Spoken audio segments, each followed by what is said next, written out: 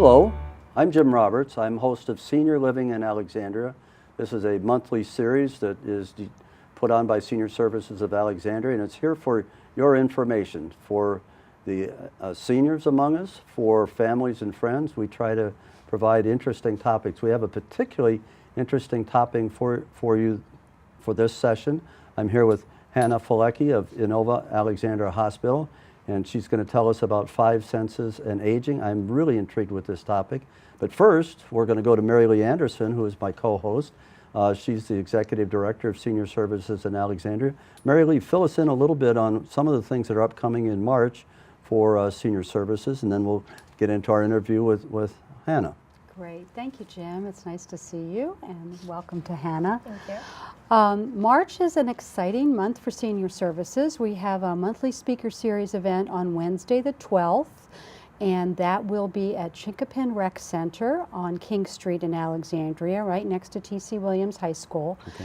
And there we're going to be learning about all the different recreational and cultural activities that are available for seniors in the city of Alexandria. It's quite a fun event. We talk about things like pickleball and different classes and clubs that the rec department offers, so I encourage everyone to register for that.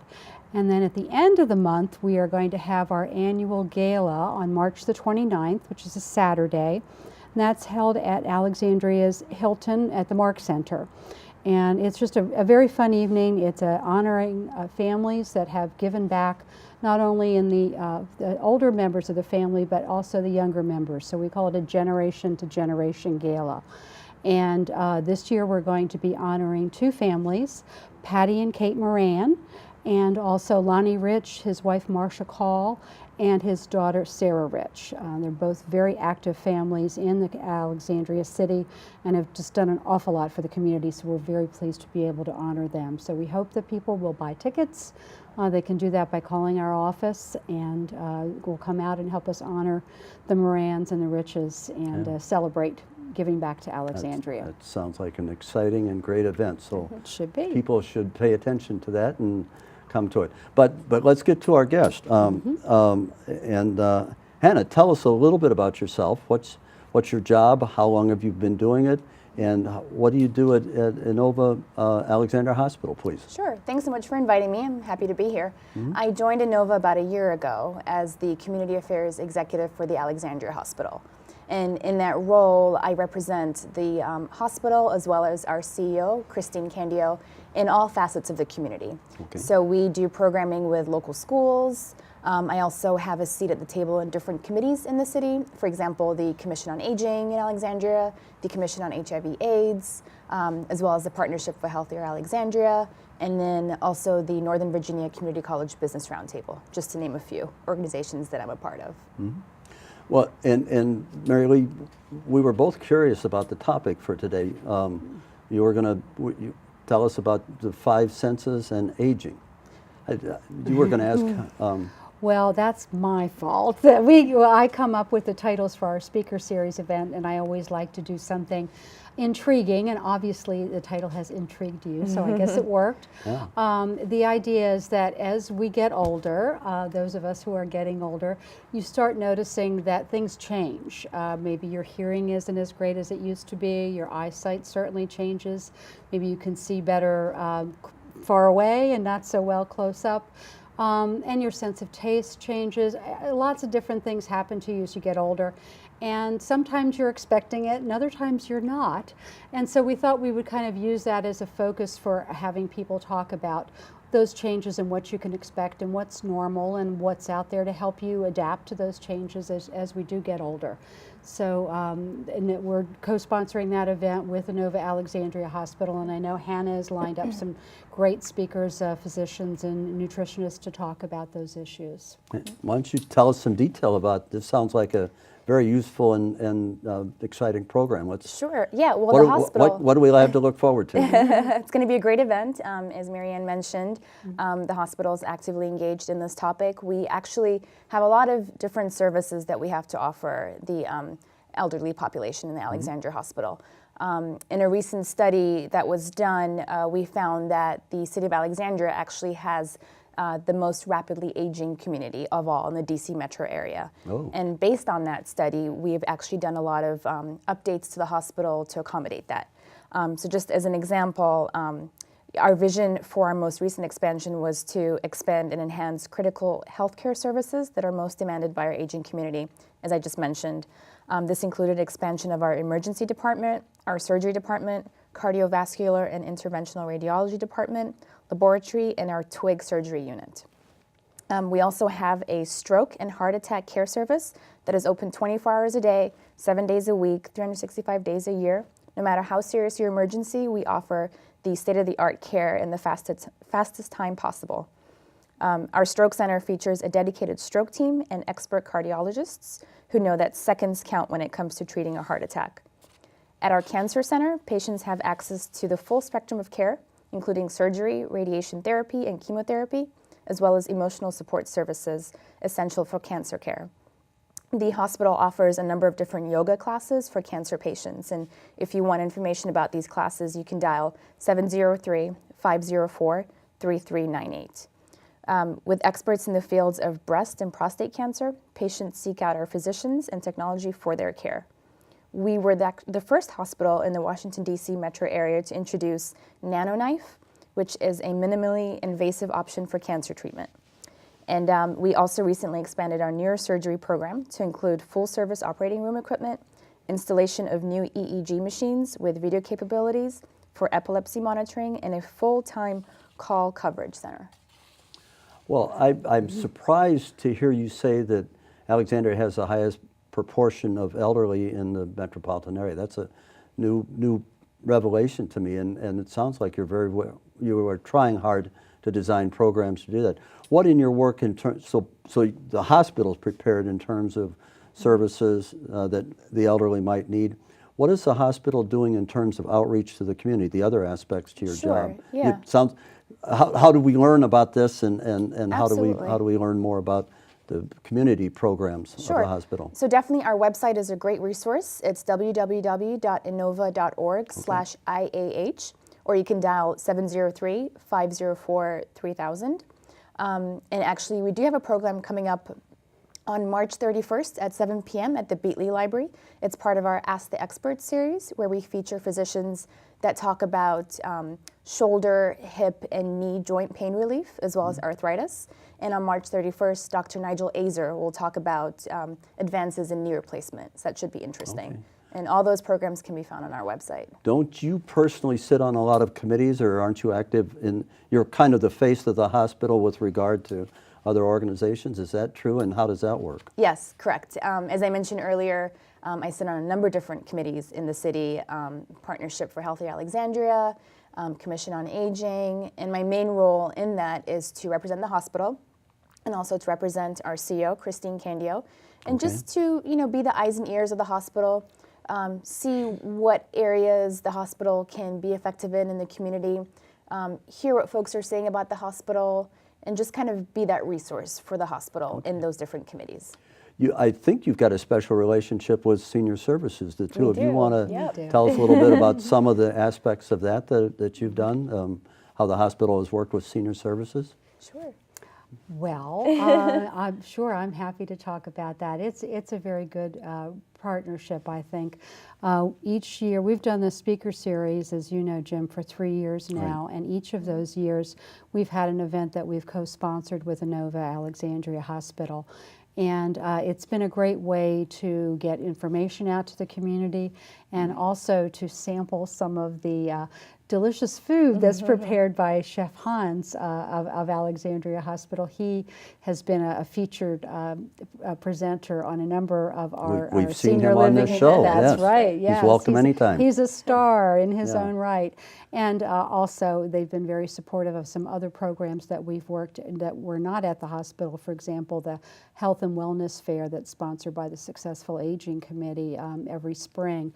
We'll be doing another one of those events, as you know, coming up. It's tied in with this 5 Senses of Aging program, where we're combining that with the Health and Wellness Fair. So not only will we have the presentations from the experts about what you can expect, but we'll have Well, Chef Hans is going to do a little cooking demonstration that he's so wonderful at, and also we'll have some hearing testing, blood pressure screening, and that kind of thing going on. And again, that's coming up very soon.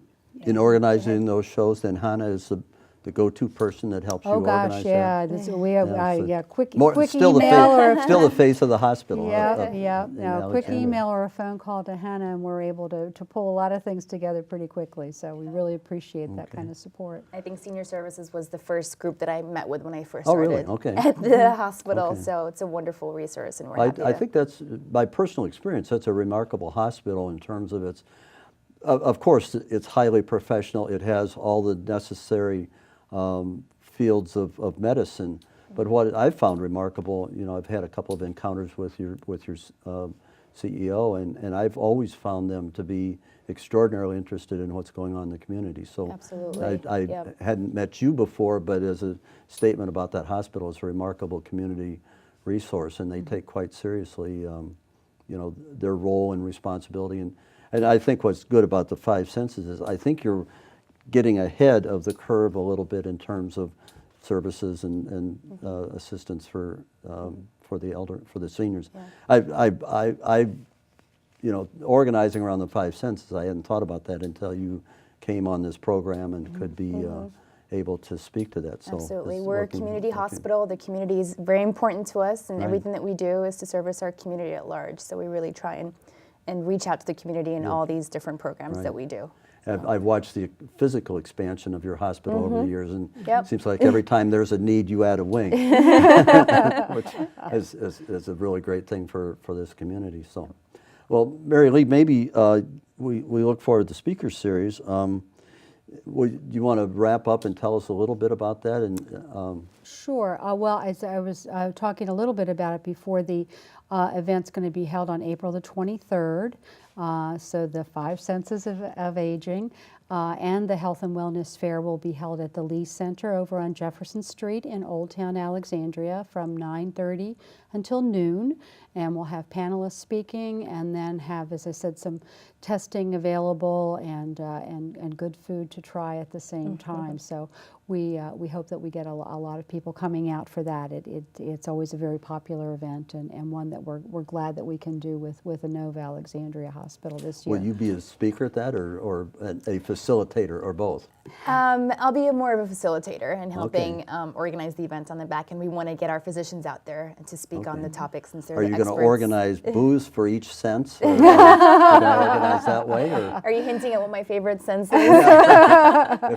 Well, I think I'd like to keep them all intact. I'm not sure if I'm going to make that, but I think as a senior, that's my goal. So I'd like to do It'll be that. a fun event for sure. Okay. Yeah. Well, so I think we're headed for a break now. What do we expect during the Yes, break? well, we're gonna Don't go away. We're going to hear from Marla Dougherty, who is going to be talking on behalf of the Northern Virginia Resource Center for the Deaf and Hard of Hearing Okay. persons. One of the senses. Yes, and Okay. they will be doing hearing screenings at the event in April, and they're just a terrific resource for the community. So I hope everybody will stay tuned and learn more about that. Okay. I'm Mary Lee Anderson, and I am the Executive Director of Senior Services of Alexandria. I'm here today with Marla Dougherty from the Northern Virginia Resource Center for the Deaf and Hard of Hearing, and we're going to talk about all of the good work that they're doing. Hey Marla, how are you doing? Fine, thank you. So tell me about yourself and how you got involved at NVRC and what you all do out there. Okay, I'm an outreach specialist for the Northern Virginia Resource Center for Deaf and Hard of Hearing Persons, or NVRC, and we're the area's leading nonprofit for people with hearing loss. Our mission is to empower those who are deaf and hard of hearing through education, advocacy, and community work. For over 25 years, we've been providing information and education about hearing loss, and we do this by giving educational programs out in the community, at our resource center, and also by posting articles on our website. Now, we advocate for people with hearing loss. One of the ways is by raising awareness about accessibility, and we do this on the local level as well as the national level. By providing the real-time captions for the program today, that's just one example of how we advocate for those with hearing loss. Well, we were talking about, we had a wonderful program today at the library here in Alexandria, and NVRC was nice enough to provide the CART technology so that as many in our audience are seniors and have some hearing issues, it really made a difference for people to be able to follow along in the program. So I, for one, was very impressed with the way it worked, but it might help the people that are listening to, if you can tell us a little bit more about CART and how it actually works. Yes, well, CART stands for Communication Access Real-Time Translation. And it's a valuable communication tool because even if you're not hard of hearing, but you like to enjoy programs that are held in large rooms or auditoriums like the one today, you might struggle to follow along with the program. So the CART provider, using a stenographer's machine attached to a laptop and then a projector, transcribes what the presenter is saying, and then that's projected on a screen. So even if you were standing at the back of the room or there was a lot of distracting background noise going on, you would still be able to follow along with the program. And then after the program, the CART provider can give you a transcript of the program. Well, that'll be very helpful for us because we always take questions and answers at the end of our program, and then we like to post those on our website. So you're going to be saving us a little bit of time too, not to mention how beneficial it was for everybody. I know we were just talking a few minutes ago that I wasn't in the room for the whole event, but I was able to watch through the glass door and follow along with CART, so I knew what was happening even though I wasn't in the room. So didn't miss a thing. Yeah. Covered a lot of bases there. One thing about NVRC, now I know you have this terrific location out in Fairfax, and I had the pleasure of visiting you. Can you tell us a little bit about the types of services that you offer out there? Sure. There's a lot of devices on the market today for people with hearing loss with all the advances in technology. There's devices for the television, there's personal amplifiers, there's alerting systems, and there's also a telephone that's amplified and you listen to the caller and read along with what they're saying. It's called a captioned telephone. At our resource center at NVRC, we have a demonstration room that has a lot of this technology that's available on the market. People make an appointment, they come out to see the equipment, to see what works best for their type of hearing loss, and then we provide the product information and where they can purchase it either locally or over the internet. It's terrific. Yeah, I was really impressed with the wide variety of things that you have, and that people can come out and have a personal appointment so that they really find out what equipment works best for them. Now, I know that you're going to be participating in an upcoming speaker series event that we're going to be having in April, talking about the 5 senses and aging and how our senses change as we get older, and that some things don't work as well as they used to. Can you tell us a little bit about what you'll be discussing there as far as hearing is concerned? Oh, sure. Well, for many people, hearing loss is just a natural part of the aging process, but it can be so subtle and so gradual that it often goes unnoticed, and people just cope with it. In fact, it's typically those around us who notice the hearing loss first when they have to repeat themselves, or maybe they feel frustrated that they were misunderstood, which leads to miscommunication. And it's communication that connects us to the world around us. So when hearing starts to fade, people might feel left out of the conversation, cut off, and even isolated. But we also know with hearing loss, the auditory nerve is not sending as many electrical impulses to the sound processing part of the brain. So that part of the brain is not being stimulated as much. A recent study by Johns Hopkins University found that even those with a mild hearing loss are twice as likely to develop dementia than those with normal hearing. But the National Council on Aging, however, found significant improvement in those that corrected their hearing, not only in memory, but also with behavior, relationships, mental health. So devices such as hearing aids may be seen as more important than previously thought. I think that's a really important thing that a lot of people, I know I wasn't aware of that, and you know, sometimes it's hard to convince people that they need to address the issue of hearing loss, but to know that in addition to being able to participate more fully in the world around them, that it might help prevent dementia, I think will give some people some time to think a little bit about how they may want to rethink that hearing aid that they are rejecting out of hand. So It's an important that's really topic. interesting. Yes. Now, can you just give us some information about how people can get in touch with you and how they can find out about classes and other things that you offer? Yes, you can contact us by visiting our website, www.nvrc.org. Our contact information is there, as well as directions to our resource center. But you'll also find a wealth of other information on our website. We have fact sheets that people can print out on hearing loss, technology, communication strategies, where you can find a CART reporter and where our educational programs are being held. It's a wonderful resource, and again, it's www.nvrc.org. Great. Well, thanks very much for being here today, Marla. It's a pleasure to work with you, and I really appreciate all the good work that you all do out there. I'm looking forward to the next program. Great. Thanks. Welcome back. Welcome back to Senior Living in Alexandria. We want to wrap up this show, and I particularly want to thank Hanna Felleke from Inova Alexandria Hospital for being with us today, and the keen insight she's given us as to how services are organized around the 5 senses that seniors might encounter or need to preserve. But that about wraps up our show. But Mary Lee, you got anything that you want to add, or events, things that our viewers might be interested in seeing?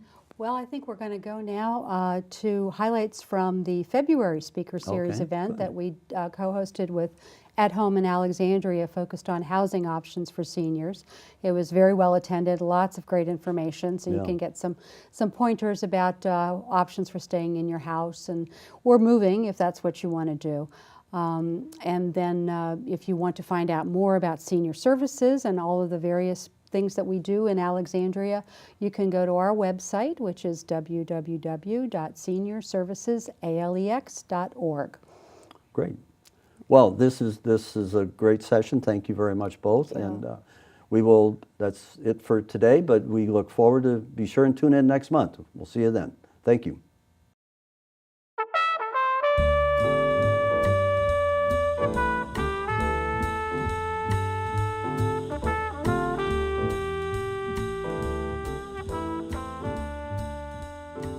So I really want to encourage you to talk about a plan, because as you're going to hear from Heidi here very shortly, is that we don't know when that fall is going to happen. We don't know when the crisis is going to happen, or if that progressive disease hits that crisis point where you have to make a different decision in your house. And so we want to look at your whole picture. We want to look at, can you stay in your home? We want you to stay in your home. It's usually the most cost-effective way for you. But sometimes it's not feasible. As Keisha was mentioning, if the doorways and hallways are not big enough, you may not be able to stay there due to the apparatuses that you may need to live. And so things that I do as a realtor, I've been in real estate business for 9 years, and it's a real passion of mine to help those who really need to make some decisions in their life. Do you stay or do you move? What are the costs? Both ways, because sometimes staying in your home, well, up front it looks like it might be the best financial decision to make. What we don't realize is that as the home ages, in fact, by the time it gets to 20 years old, you have about 10% of whatever the value of that home is in deferred maintenance. And I'm going to kind of use an analogy really quick. How many of you have a car? Okay, everyone's got a car. At least you've owned one in your life, right?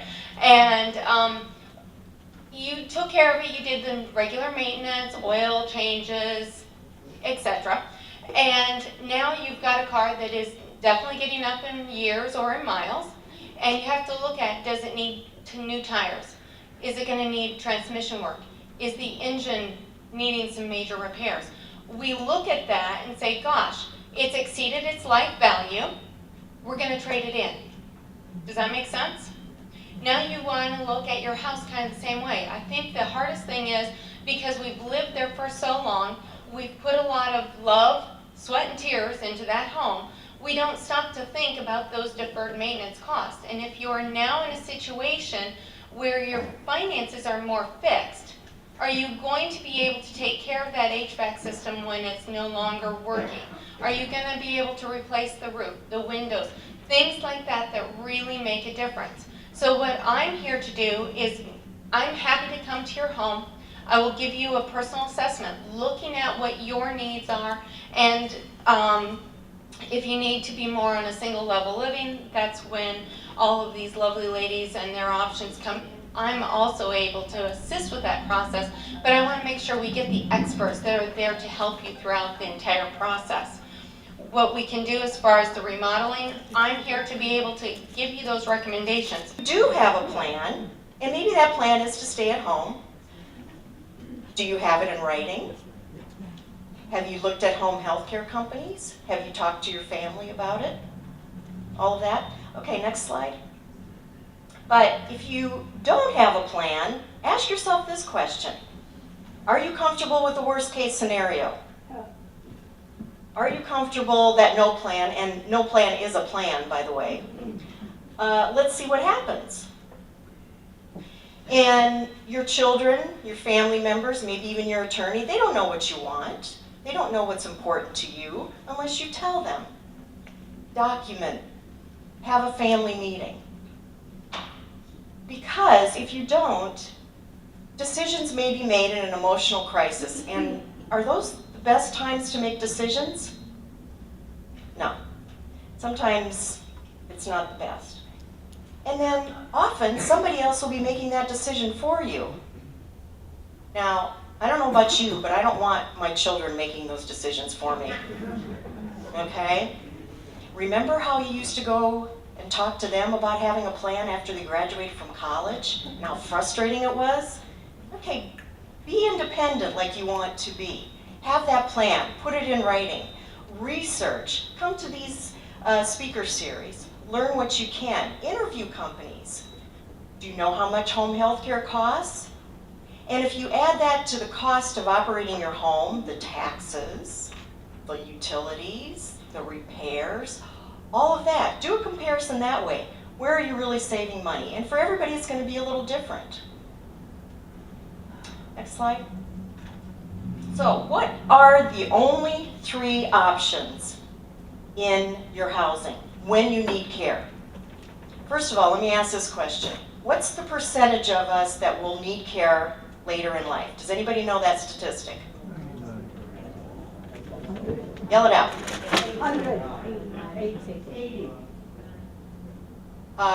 The Health and Human Services has said 70% of us will need some kind of care. So you're right in the ballpark there, okay?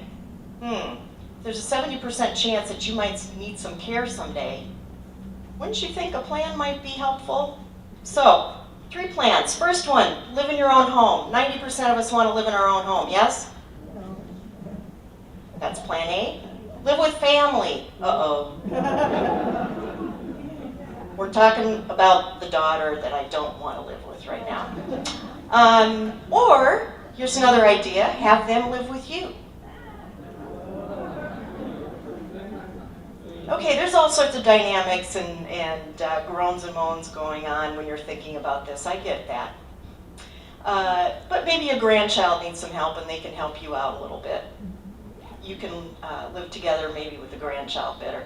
Live in a senior community, and that's what I'm here to talk a little bit more about today. Plan C.